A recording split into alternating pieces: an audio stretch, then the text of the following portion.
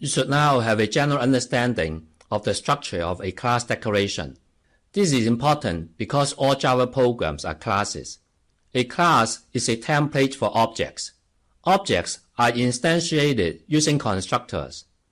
Instant variables or fields and methods are defined in a class to capture the properties and behavior of objects. You can think of a recipe as an analogy for a class.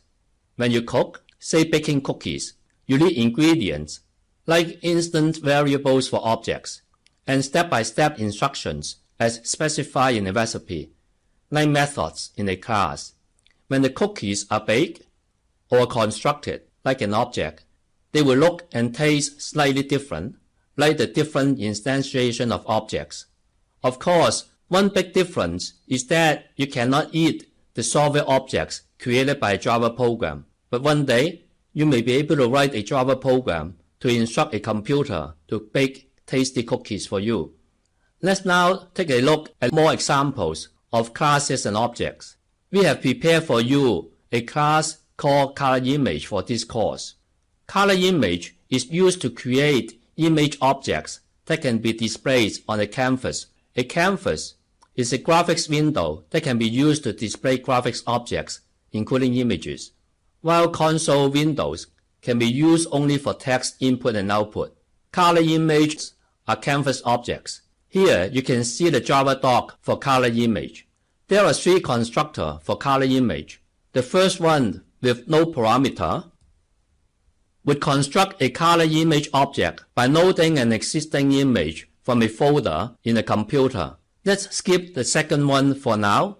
The third constructor takes a file name in the form of a string as parameter. It will construct a ColorImage object for the image stored in the file as specified by the parameter. Here are some of the methods that you can apply to objects in ColorImage. A canvas has integer x and y coordinates. This is a screen captured by a canvas with 0, 0 at the upper left-hand corner.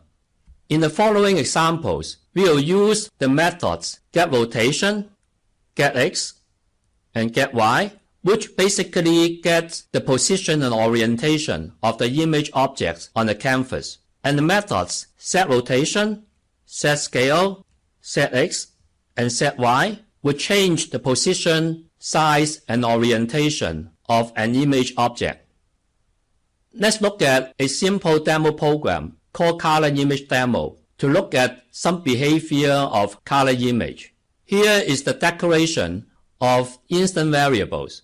A canvas is created for displaying the ColorImage object, and a new ColorImage object with a variable name image1 is created by using a default image called car1, which is a kind of image format called PNG. Other popular image formats such as JPEG and GIF could also be used. What comes next are the declaration of constructors. Two constructors are being defined here, one with no parameter, which simply displayed the default color image at 0, 0 position. The second one with two parameters, both are of integer types. This constructor will replace image1 by a new color image to be selected from an existing image file by the user. The resulting image will be displayed at position x pos and y pos on the canvas. Four methods are defined here. The first one rotates the image clockwise by the degrees specified as parameter. The second method returns an integer value, which is equal to the current orientation of the image in clockwise rotation. Notice that the return type is specified as int, which is different than the return type of void as in the previous method. The third method scales the image by the scaling factor specified as double type parameter. This method can shrink or expand the image object.